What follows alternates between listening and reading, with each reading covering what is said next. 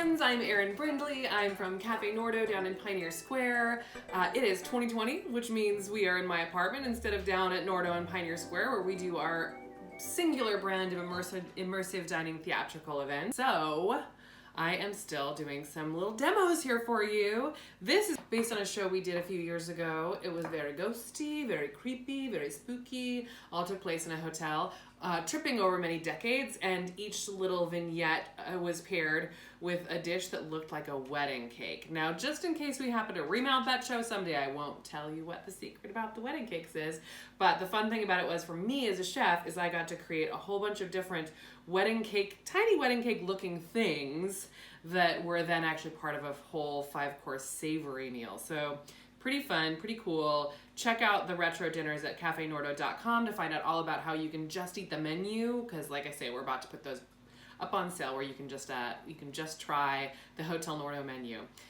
Meanwhile, before I get to our entree for that show, which was a short rib baked potato cake, I want to thank a few people who have continued to donate to cafenordo.com, keeping our head above water. We don't know when we're going to quite get back to what we're doing, what we love to do, which is create magical experiences for you to enjoy with a group of other people, which is theater and is not allowed right now. But in the meantime, we've got super people helping us out financially. And today I want to thank Robin Nunnally, who is a former staff member of ours. She's amazing, awesome. Amy Bilhar's old friend of Nordo. Thank you so much, Amy. Bud Bigelow and Tootie Otto. Thank you so much. Emily Leong, another one of our wonderful collaborators who we've been working with for a long time. Adrienne Fox, Lindsay W. Evans, someone I can't wait to work with someday, Nick MC, and my dear college friend, Kaveh Harrian. Thank you so much for donating. We really, really appreciate it. Back to this. Okay, so this is going to be video 1 of 3. The weird thing is it's all cuckoo out of order because I've already done all of the prep work for this video, which is the final, the how to make it all look like it looks. But I have cheesy baked potatoes here. I have a black garlic frosting here and braised short ribs here. Those are braised in red wine and aromatics and all kinds of deliciousness. So that's all done. Key factor is these are cold. So I've cooked all these and then I've put them in the fridge. You'll see that in the next 2 videos if you watch till the end and see the next one. But just suffice it to say, I have very cold baked potatoes smushed together with some cheese, braised short rib, and then I've got this black garlic kind of puree kind of thing. So this is a 3-inch ring mold. This one's kind of cool because you can change settings on it, but I've set it to the 3-inch. And this is on a baking sheet with a silk hat, so it doesn't stick. I've got my oven preheating to 375, and what I'm going to do is I'm just going to pack this little ring mold. You know, ring mold is what fancy restaurants do to make things look fancy. So then what I do to make things look like cake. So I'm just going to shove a layer of this cheesy baked potato business in there and smush it down. This thing, what's this thing doing here? Well, this is, for every size, you have to have a smasher. This is my 3-inch smasher. I'm sure that there's a technical thing that people actually use, but the squeeze bottle seems to work fine. So what I've done is I have smushed in, can you see it? Yeah, so I've smushed in about, maybe 1.5 inches worth of those potatoes. And then I'm gonna get in with a clean spoon so I don't mess it up with my short ribs. Nice, cold, beautiful, fatty, kind of torn apart, short ribs. This is going to be my layer of short ribs here. So the more kind of shredded it is, the more it will hold its form. There's 3 nice big honky pieces. And then I'm going to go back to my smusher and I'm going to smush it. Smushing it. And then go back to my mashed potatoes. So honestly, like half the battle in fancy restaurants is just making a tower of food. At least that's how it was in the 90s and aughts. I think it's come a little bit further than that now, but I still, whenever I'm out at a place and I have a beautiful tower given to me, I'm like, ooh, fancy.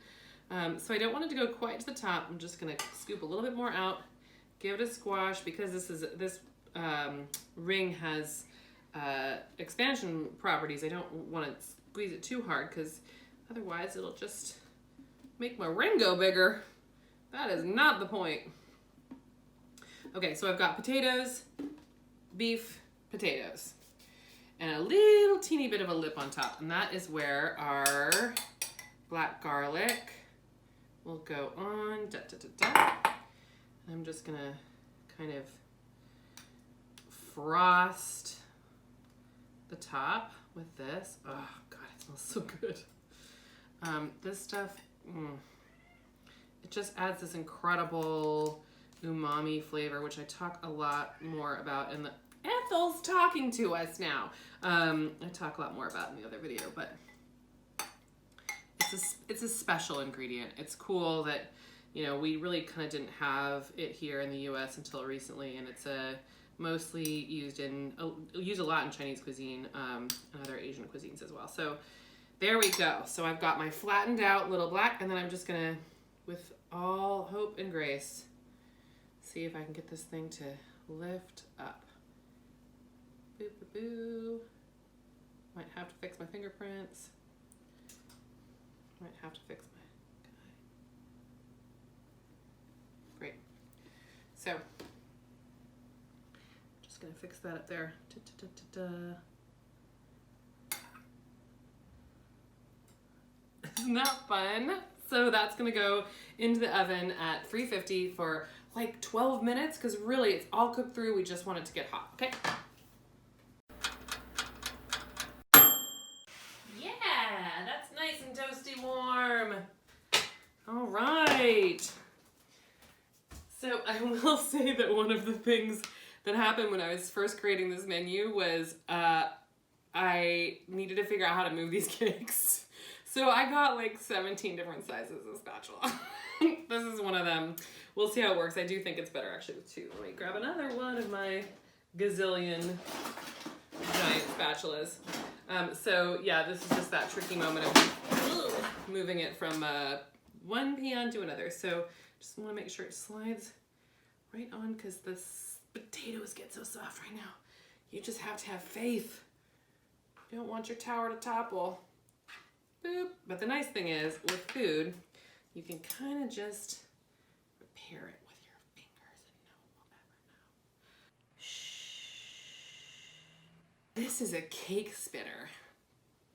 This is a really nice one. So one of the casualties of COVID is my mom's bakery. She's been in business forever, and now she decided it's finally time to retire. So I inherited this amazing cake spinner. The ones I have are not nearly as good.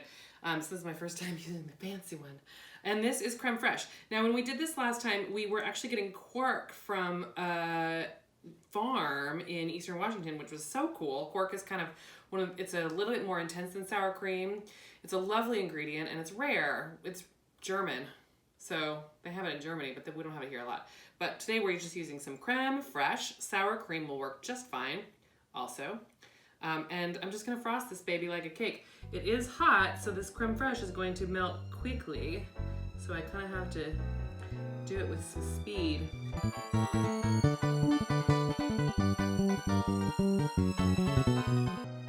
Now, if you don't have a fancy spinning thing, you can just do this on a plate. It's not that hard. But the fancy spinning thing is so satisfying. And there we go. Please, oh please, oh please, oh please. Boop.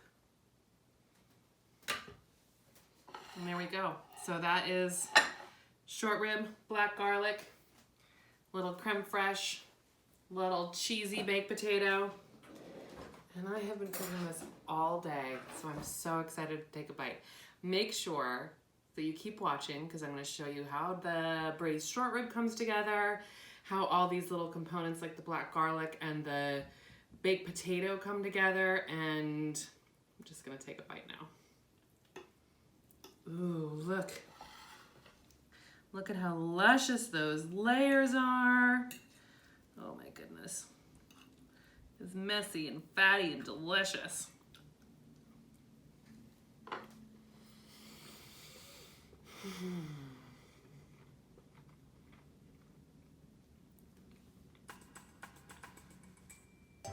Yeah. Give this a try, you guys. I know it's kind of wintry and we're in the middle of July, but maybe you're watching this in 6 months and everything's better. Hello, 6 months from now. Enjoy. Have a great day. Thank you so much for watching.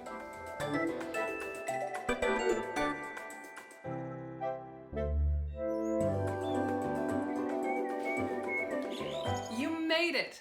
Thank you so much for watching. I'm here to tell you a little bit about Nordo. We are a nonprofit arts organization based in Seattle, Washington, dedicated to bringing you an intimate theatrical experience that weaves in imaginative cuisine and live original music. If you're watching during the COVID-19 crisis and you want to make sure our doors are open when all this is over so you can come and experience one of our incredible events, please consider donating. You can find more information and a link to donate at cafenordo.com. Stay in, stay well, and stay inspired. Thank you.